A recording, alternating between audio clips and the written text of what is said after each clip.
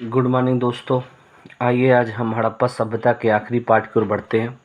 हम हड़प्पा सभ्यता के कालीबंगा की ओर चल रहे थे, तो कालीबंगा के बारे में कुछ बातें रह गई थी। आइए उनकी चर्चा यहाँ कर लेते हैं। तो कालीबंगा की जो शेष बातें हैं, सबसे पहले यहाँ पे जितने भी मकान बने थे वो सभी कच्चा ईंट के थे। कच्चा ईंट के होने के नाते इसको क्या कहा गया है? दीनहीन बस्ती कहा गया है। पूछ ले कि किसे दीनहीन बस्ती कहा जाता था, तो याद रखिए कच्चा ईंट के मकान होने के नाते यहाँ गरीब लोग रहते थे, लोग कहते हैं, इसलिए दीनहीन बस्ती से कहा गया है। और बात करें यहीं पे तीन प्रकार के सवादान मिले। सवादान का मतलब दफनाने के साक्ष्य मिले हैं। पहला मिला है आंशिक सवादान। आंशिक सवादान का क्या मतलब होता है, देखिएगा। आंशिक सवादान का मतलब ये होता है कि लोग जब मर जाते थे उनको तो लोग फेंक देते थे, चील कौवे सियार ये सब खाते थे, और आज भी ये परंपरा पाई जाती है पारसी समुदाय में। दूसरा होता है पूर्ण सवादान। पूर्ण सवादान का मतलब है तो उनको अच्छे तरीके से दफना दिया जाए और उनके ऊपर जो उनके उपयोग की वस्तु हैं, जैसे शीशा, कंघी, इत्र, इन सभी चीज़ों को रख दिया जाता था। इससे ये पता चलता है कि वो लोग पुराने जन्म में और नए जन्म में भी विश्वास रखते थे। तीसरी बात कर लेते हैं, ये दाह संस्कार। दाह संस्कार का मतलब ये होता है कि लोग उनको जला देते थे मरने के बाद। तो ये तीन बातें आपको यहाँ से याद रखिएगा। और दशरथ शर्मा ने एक बात कही है कालीबंगा के बारे में। दशरथ शर्मा ने कहा है कि यह जो कालीबंगा है हड़प्पा की तीसरी राजधानी है। तीसरी राजधानी कहा है किसको? हड़प्पा को। किसने? दशरथ शर्मा ने। और एक बातें यहाँ से आपको बता देते हैं, यहाँ पे बेलनाकार मोहर मिली है। कहाँ पे? कालीबंगा में। और यहाँ पे भूकंप के पहली बार क्या मिले हैं? साक्ष्य मिले हैं। तो ये इतनी बातें कालीबंगा के बारे में रह गई थी जो हमने आपको बता दिया। आइए कुछ अन्य स्थल की चर्चा करते हैं। 7 नगर के पढ़ने के बाद कुछ अन्य स्थल हैं छोटे छोटे पॉइंट के अनुसार। पहला बात कर लें, सुरकोतड़ा। सुरकोतड़ा ये कहाँ पे है? गुजरात में है। इसकी खोज किसने की? जगपति जोशी ने। जगपति जोशी ने इसकी खोज की। कब की थी? तो याद रखिएगा 1964 में की थी। यहाँ क्या मिले हैं? घोड़े के अस्थिपंजर। क्या मिले हैं? घोड़े के अस्थिपंजर। अस्थिपंजर के साक्ष्य मिले हैं, ये इम्पोर्टेंट है। बस इतना से इसके बारे में। एक स्थल और हम बात कर लेते हैं रोपड़ की। रोपड़ कहाँ है? पंजाब में। बात करें इसके बारे में तो ये 1950-51 में खोजा गया। किसके द्वारा? बीबी लाल द्वारा। और ये आज़ादी के बाद खोजा गया पहला स्थल। आज़ादी के बाद खोजा गया ये पहला स्थल था। सबसे ज़्यादा इम्पोर्टेंट तो ये है इसमें, आज़ादी के बाद खोजा गया पहला स्थल था। नोट अच्छे से बनाते चलिएगा प्लीज़, आपसे रिक्वेस्ट है। आपको ऐसा नोट कहीं नहीं मिलेगा। इसमें हम 3 से 4 किताबों का मिक्सचर एक साथ आपको उसका वैल्यूएबल चीज़ें हम आपको दे रहे हैं। और इसके बारे में बात करें तो यहीं पे मानव और कुत्ते को एक साथ दफनाने के साक्ष्य, एक साथ दफनाने के साक्ष्य मिले हैं। दफनाने के साक्ष्य मिले हैं, ये लाइन इम्पोर्टेंट है। आइए और आगे हम बात करते हैं एक स्थल और की, आलमगीरपुर। किसकी? आलमगीरपुर की। तीसरा स्थल अन्य में आलमगीरपुर। आलमगीरपुर कहाँ पे है? मेरठ यूपी में है। मेरठ यूपी में है। यहाँ की बात करें खोज 1958 में किसने की थी? यज्ञ दत्त शर्मा ने इसकी क्या की? खोज की थी। ये लाइन इम्पोर्टेंट है। यहाँ पे कुछ मिला है, हाँ जी, रोटी बेलन के साक्ष्य मिले हैं। रोटी के जो बेलन होता है उसके साक्ष्य मिले हैं, प्लस टेराकोटा। टेराकोटा का मतलब पकी हुई मिट्टी के बर्तन, इसके साक्ष्य, अरे देखे होंगे कुल्हड़, उसके साक्ष्य यहाँ मिले हैं। आइए हम बात कर लेते हैं कुछ स्थलों की।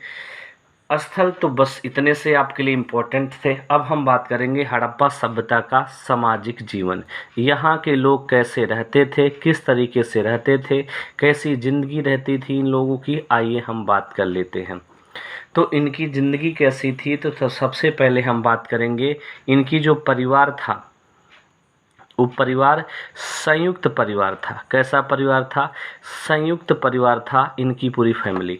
मतलब कहने का इनमें चाचा चाची, दादा दादी, माता पिता, उनके लड़के, ये सब लोग मिलकर के एक फैमिली में रहते थे। मतलब ये दादा दादी के लड़के और ये इनकी बीबियाँ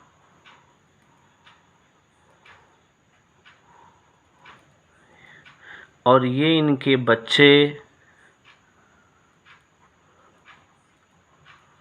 सभी एक ही फैमिली में रहते थे। एक ही फैमिली में रहते थे, इसे कहा जाता है संयुक्त परिवार। और बात करें तो सामाजिक जीवन इनका कैसा था? मातृसत्तात्मक था। मातृसत्तात्मक था, इसका क्या मतलब होता है? इसका मतलब ये होता है कि यहाँ के जो लोग थे यहाँ पे ज़्यादा नर्तकी माने यहाँ पे ज़्यादा महिलाओं की मूर्ति मिली है, इसलिए कहा जाता है।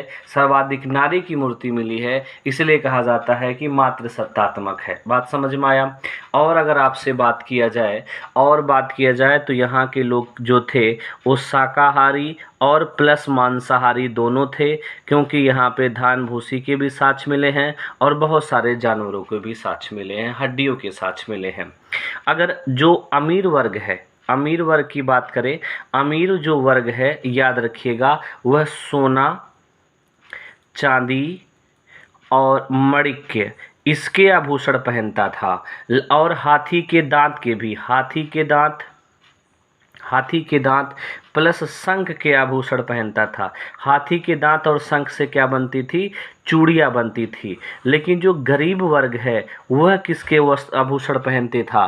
तो याद रखिएगा, गरीब जो है मिट्टी के, शंख के, सीप के, इनके आभूषण पहनता था। गरीब जो वर्ग है, जहाँ पे आपका पूर्वी टीला है वहाँ पे शंख, सीप, मिट्टी के आभूषण मिले हैं और पश्चिमी टीला में सोना, चांदी, मणिक, हाथी दांत के आभूषण मिले हैं। ये लाइन आपके लिए इम्पोर्टेंट थी। आइए हम कुछ आगे चर्चा करते हैं। आगे क्या है देखिएगा। आगे हम इनकी आर्थिक जीवन की चर्चा करते हैं। ये सामाजिक जीवन जितनी थी आपको हमने बता दिया।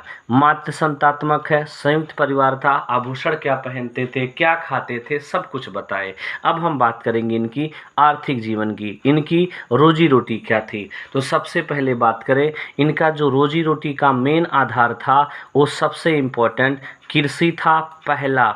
दूसरे नंबर पे पूछे तो पशुपालन बता दीजिएगा। सबसे पहला कृषि ही था। कृषि में 9 प्रकार के फसल की जानकारी थी। 9 फसल की जानकारी थी इनको। तो सबसे पहले क्या?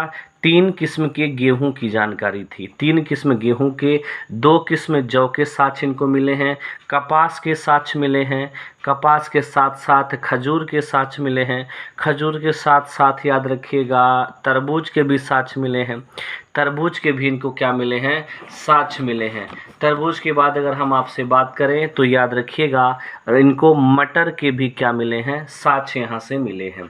अगर बात करें, आपको पता होगा लोथल से क्या मिला है? लोथल से चावल मिले थे, याद रखना, पीछे पढ़ा चुके हैं।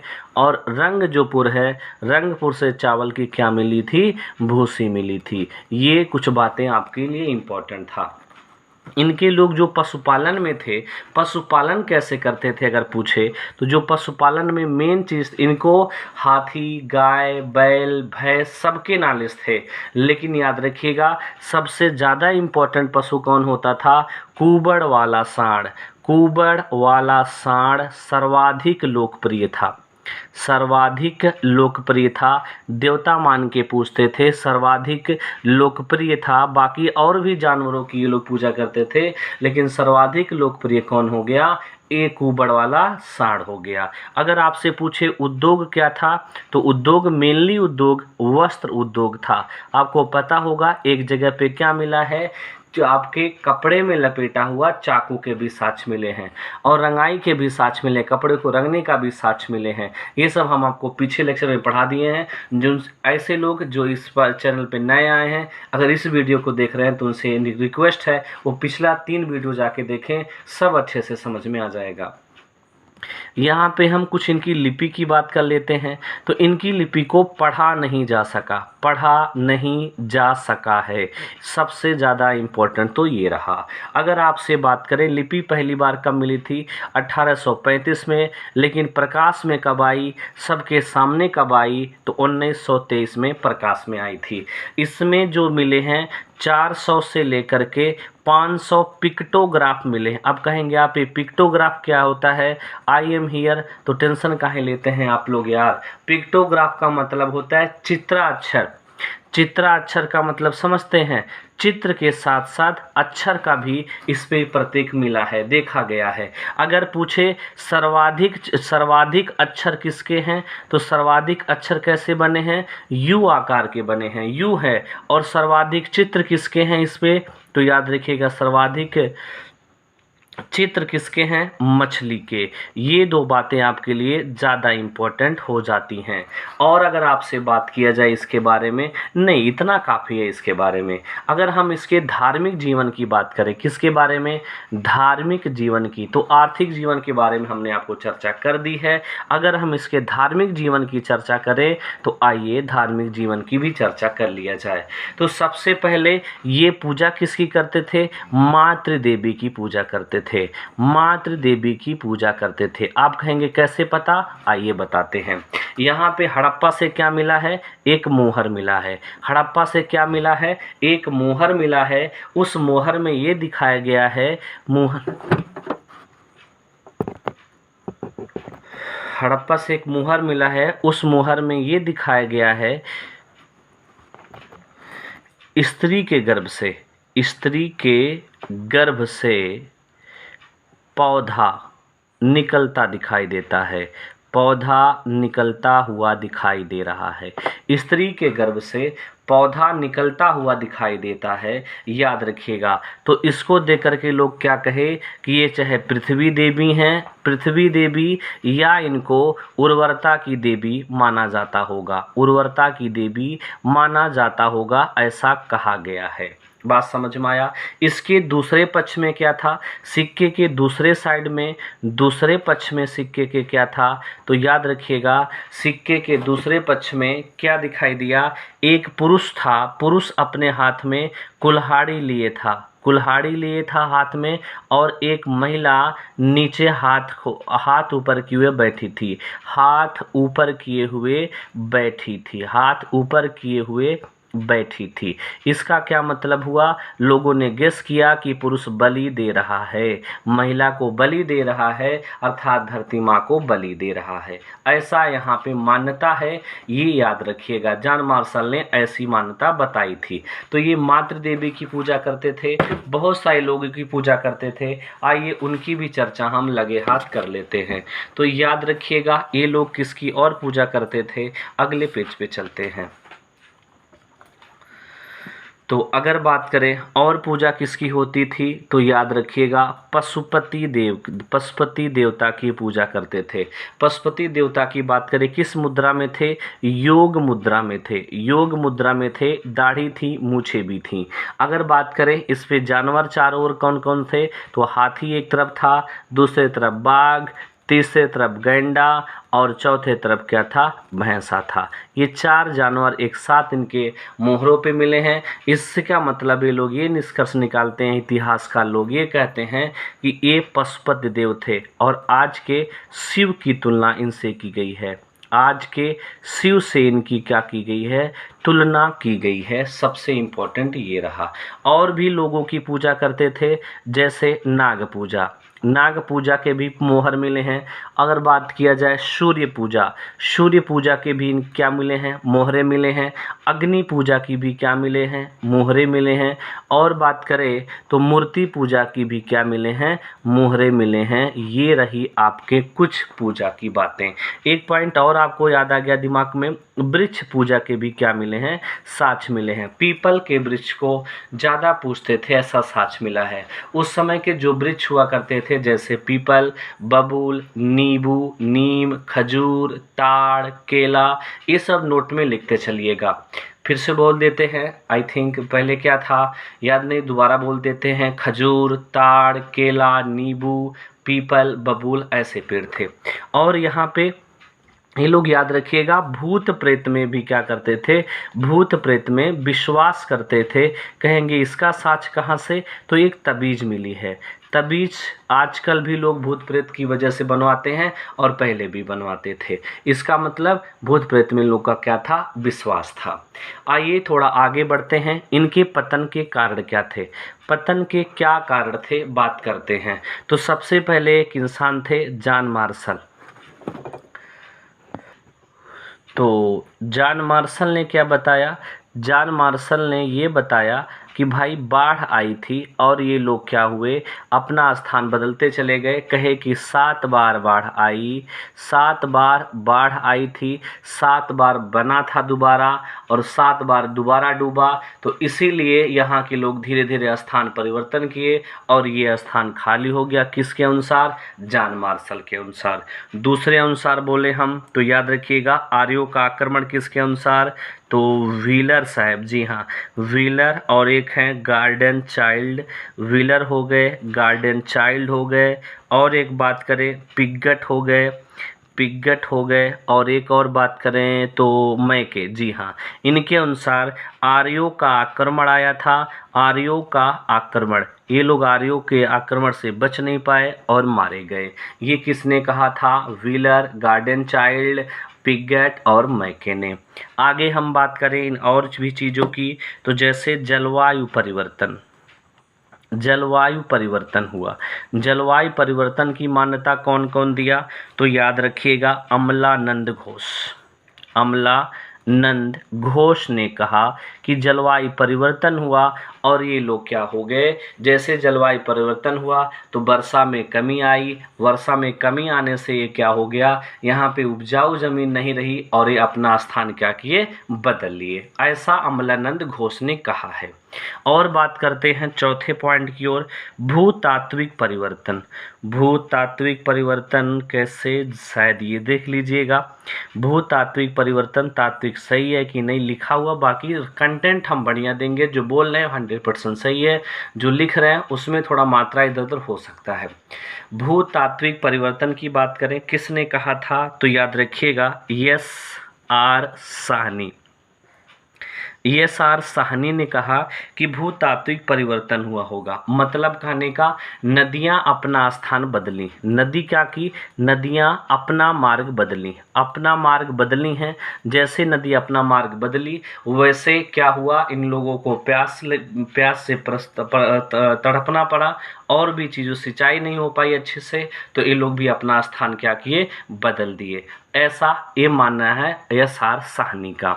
आइए हम चौथे पॉइंट की ओर बढ़ते हैं, सॉरी पांचवा पॉइंट हमारा क्या कहता है, याद रखिएगा विदेशी व्यापार, विदेशी व्यापार में गतिरोध, विदेशी व्यापार में गतिरोध। ये किसने कहा था, तो याद रखिएगा WF है, ये याद रखिए अल्ब्राइट, जी हाँ अल्ब्राइट याद आया, WF अल्ब्राइट ने ऐसा कहा था कि ये क्या हुए थे, इनमें जो विदेशी व्यापार था ये मुद्रा की वजह से ये लड़खड़ाने लगे और ये व्यापार अच्छे से नहीं चल पाए। बात समझ में आया। आगे और बात कर लेते हैं, और दूरी भी ज़्यादा थी और साधन मात्र जल मार्ग था और कुछ भी नहीं था। आइए और बात करें छठवें प्रकार की ओर हम बात करें, महामारी मोस्ट इम्पॉर्टेंट है, ऐसा लोगों ने कहा है। महामारी आई थी कौन? U.R. कनेडी। इम्पोर्टेंट लाइन याद रखिएगा। U.R. कनेडी ने कहा कि मलेरिया आ गया था। क्या आ गया था? मलेरिया जैसी भयानक आपका क्या आ गया था? बीमारी आ गई थी। इसमें बहुत सारे लोग मारे गए और ये लोग भी मारे गए और उसी में ये हड़प्पा सभ्यता का क्या हो गया? पतन हो गया था। और आगे अगर हम बात करें तो याद रखिएगा, कुछ लोग कहते हैं कि अदृश्य गाज गिरा। अदृश्य गाज का मतलब बिजली गिर गई। बिजली गिरने से ये सभ्यता क्या हो गई? बर्बाद हो गई। किसने कहा कि अदृश्य गाज गिरी? तो याद रखिएगा,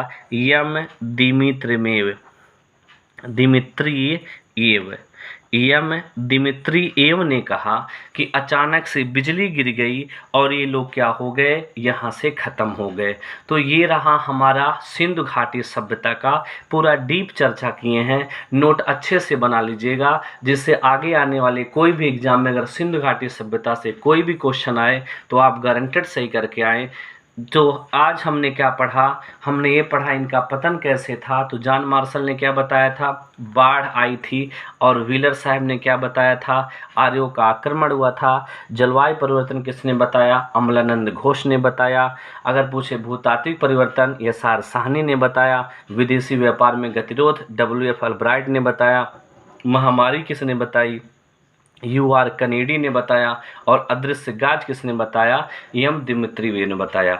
तो ये हमारा वीडियो रहा। सिंधु घाटी सभ्यता पूरा टॉपिक खत्म हो गया। हम कल कुछ नए टॉपिक के साथ मिलते हैं। अगर हमारा प्रयास आपको अच्छा लगे तो प्लीज़ वीडियो को ज़्यादा लाइक कीजिए, शेयर कीजिए, सब्सक्राइब कीजिए। Thank you.